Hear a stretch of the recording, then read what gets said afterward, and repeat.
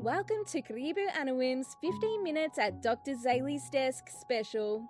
Join us as we dive into the topics related to living with a facial disfigurement. Whether you're here for yourself, your loved ones, or for educational and professional insights, this is for you. We start our conversation with clear, understandable terminology. While we use disfigurement, it's for medical and legal clarity. We acknowledge you may relate to terms like visible difference or your own diagnoses. All our presenters have lived experience or work with people living with facial disfigurement. Curious to know more? So are we. Pull up a seat, grab a cuppa, and let's chat around the table with Karibu Anawim's 15 Minutes at Dr. Zali's Desk special. Hi. Just let me get rid of that one. You'll be seeing her quite so soon enough. Hi, I'm your host today, Dr. Zali O'Day, and we've got a beautiful guest all the way from the other side of the world. And without any more time, let's bring her on. Good morning or evening, Chelsey. How are you? Good. Yourself? Good. Now, this is Chelsey. Chelsey, would you like to share something about yourself and where you're from? Sure. Hi, I'm Chelsey. I am from way over across, like Zali said, the world. I'm in Canada. And something rare about me, I have a condition known as Sturge Weber Syndrome, which occurs in about 1 in every 50,000 people. Wow. That's pretty amazing. Just wondering, Chelsey, where would you like to go today? Like you've got, what would you like to share? You know, you've told us that you live with Sturge Weber Syndrome and you're 1 in, 50,000? 50,000, yes. 150,000. You're very... Even a true estimate, because unfortunately a lot of the individuals with Sturge Weber syndrome either end up passing away due to the seizure activity and eventually a stroke. So the numbers actually dwindle even less than that. Wow. Would you like to share a little bit about Sturge Weber syndrome? Sure. We've just recently actually found out that it is a gene mutation. The GNAC gene or something along those lines. Basically what happens is in utero, the blood and skin cells, just something goes wrong in the messaging and you end up with a large hemangioma or port wine stain birthmark.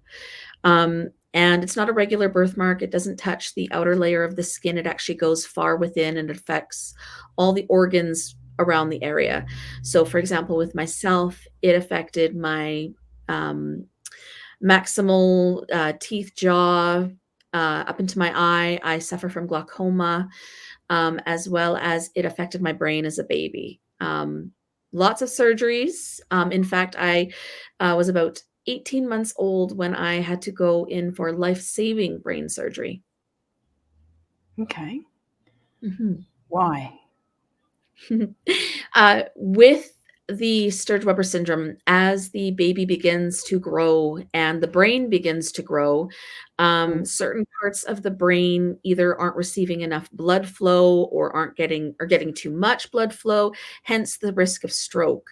With that comes seizure activity, epileptic, depending on how quickly the brain decides to calcify because of the seizures, determines how quickly or how bad the case can get. For myself, for example, began about the age of 10 months and the seizure activity began and it got so bad. I was collapsing and having full grand mal seizures almost all the time, nonstop.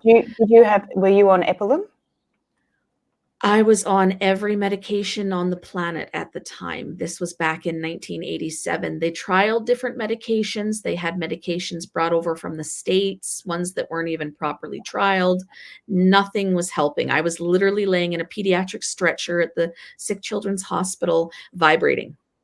My mom says I was comatose, vibrating. Wow. The doctors told my parents I was just they were preparing that there was nothing more they could do until thankfully one of the doctors reached out to another neurosurgeon at another Sick Children's and they suggested a brain surgery known as a hemispherectomy, where they actually dislocate half of the brain. Cut it in half, like cut the thingies in half. Yes. So that's what you had. So then you had to learn how to sew and walk and everything else again. Not the fact that actually, thankfully, they decided to run one final EEG in the OR. In doing so, they were actually able to locate the exact piece of brain in my occipital lobe back here that was mouth triggering and causing me the seizures. Thankfully, they did that. That neurosurgeon, bless that man's heart. They were actually able to go in, and I had a partial lobectomy. So I've had a chunk of the occipital vision part of the brain removed. Yeah. Okay. Since then, no seizures, no medication. And no more calcification of the brain, so therefore no more threat other than normal. Maybe I'm thinking out loud off the top of my head of stroke. Yes, same as anyone else, same as the fact I've got the extra blood and all of that, but nothing, no seizures, no epileptic issues, nothing. Yes. That was amazing. That was scary. Yes. And the only side effect or the only consequence was I lost bilateral peripheral vision in both of my eyes. I don't have so I've only got my. So you've lost your peripheral vision. So this is all I've got. Yeah. I got it. Because I've got peripheral vision. Because when everybody says, "Why don't you put a patch over your eye?" I'd like $5 now. It's gone up. It used to be $1. Now it's gone up to $5. It's inflation. Inflation, and then if it's not, why don't you wear a patch? It's why don't you wear one of those glasses with a scrubbed out lens? And I say, now, who would that serve? Now I'm just so a bit cocky these days and say, who would it serve? Would that serve you? Would you prefer to look at that? And then ask me, why have I got a scratched out lens? Because I can't win. Yeah. Or why have I got a bling eye patch? Or why haven't you got And then if I wear an eye patch, it'd be like, where's your parrot? And it's like, well, he flew off many years ago. Has he at your house? Speaking rude words. He's saying F you. I'm sorry. Oh dear. So yeah.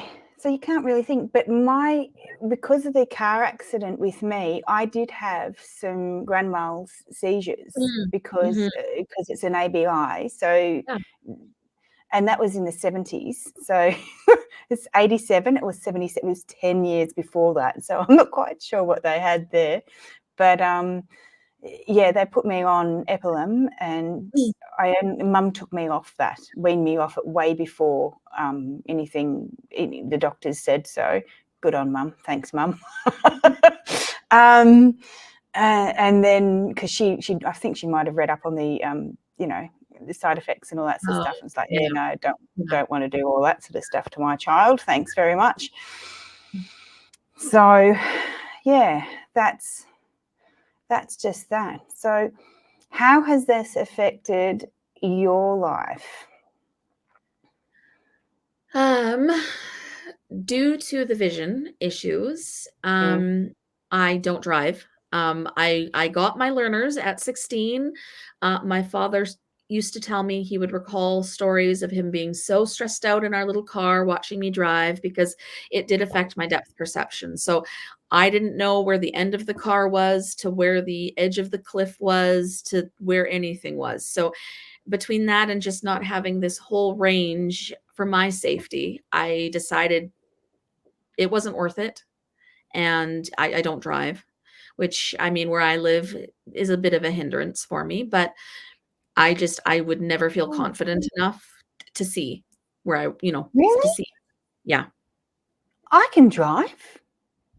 Good for you. I tried it. I did. It was so scary. Yeah. And I thought, heaven forbid if anything happened to me or anyone in the car with me, because I wouldn't see the accident in time or anything. I just, peace of mind. Okay. Okay, because I can drive. I'm monocular and I can drive. I've got a little bit of vision like that, and I'm aware, like I've got this bit of peripheral vision, so I've got a little bit more. We've got different vision things. You can see here. I can't see there, Yeah. but I can see a little bit across. But I mean, only a little bit. But I mean, that's not enough for driving. Like, as in, I can't see another car. There's no way. I can feel and sense the car there if I'm there. But I just turn my head. You know, I've learnt how to drive since I was 16. So Yeah. I can reverse parallel park. I can get stared at today, because this morning when I was coming in, there was a woman blinking, indicating and wanting to go in and park. And so she was like trying to, I don't know what she was doing, but and then I was like, well, hurry up, move over. And I was just about to pass her when she was speeding up next to me. And then she's like, what are you doing? What are you doing? And I'm going, what are you doing? You know, you'll put the indicator on, you need to go in. So she eventually went in, and there was nothing coming. There was no oncoming traffic. But she was like, what are you doing? And it's like, well, you don't put your indicator on and then go trying to find a car park. And then, you know, when you've got one, you choose to speed up. And anyway, so so that was just this morning, just off the top of my road rage today, this morning. It's good. But so besides having lots of surgeries and life changing surgery at 18 months old with the partial bit off the back of your brain, what would you like to chat about? Where would you like to go? I am oh heavens, I'm good with anything. Was there anything that you had thought of that you wanted to chat with me about? Well, we could go and do what your maybe what your parents have been like and with you. We've got only a few more minutes of this session, and if you'd like to come back for another one, we can, but that's up to you. But yeah, if you wouldn't mind talking about your family of origin, maybe, and Sure. how they Mom and dad were definitely surprised when I arrived. I was their first. I was the first grandbaby on both sides. So, I mean, I was definitely a shock for everybody. I know it hit my mother extremely hard because she would always have to do all the advocacy work when she'd be out shopping, or people would interact with her and be like, you know, is your little one burned? Do you need help escaping a relationship? Because this must be bruising. But she always stayed diplomatic in that sense and always tried to educate people. And, you know, soon everyone around our little village knew about the girl with the birthmark and that bit. But she was also very good at kind of helping to advocate for doctors and specialists. And when it came to the laser treatments for my birthmark and all of that, she was great. My dad, he was the biggest supporter in the sense that I always felt like a normal kid around my dad. He never brought up anything or made me feel different or try to segregate me in any way or special treatment. You know, I had siblings. I got in just as much trouble if I didn't get the chores done as my sister or brother. It was very calming.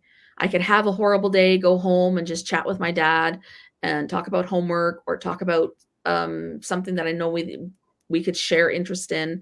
And I didn't have to stress or worry about him almost over-parenting or anything like that. So loved my parents for that reason. It's beautiful. Lots of people don't have that experience. Definitely. Lots of people do not have that experience. Lots of people have the opposite experience of must get fixed, or perhaps not must get fixed, but we must silence it. We must not.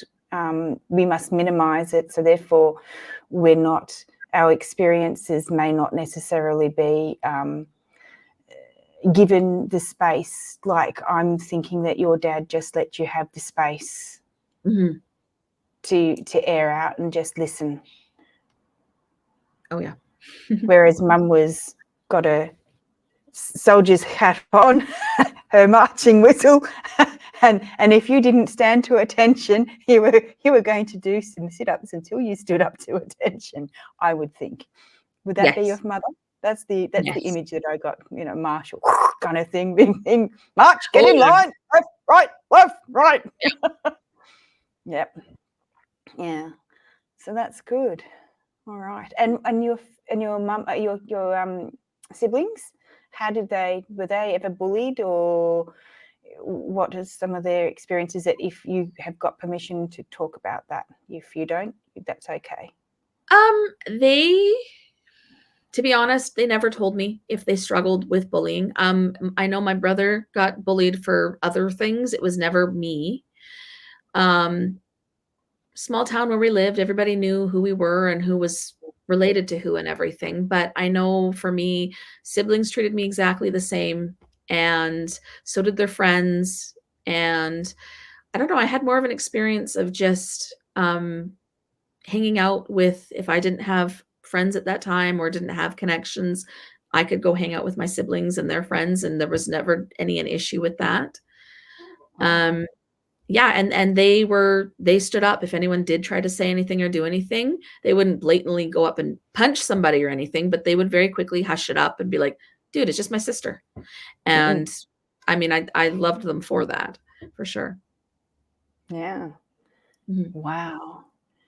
I'm just thinking about how different life was for you, as opposed to some people that I've, the clients that I see, and my own personal experience growing up. Yeah. All right. Well, thank you very much for coming on. I think that would round up this session. Would you like to come back again, Chelsey? Oh, of course, anytime. Okay. Well, with that, thank you very much. And hang on, I am just doing background work because I don't have a media team behind me. It's just me, myself, and I currently.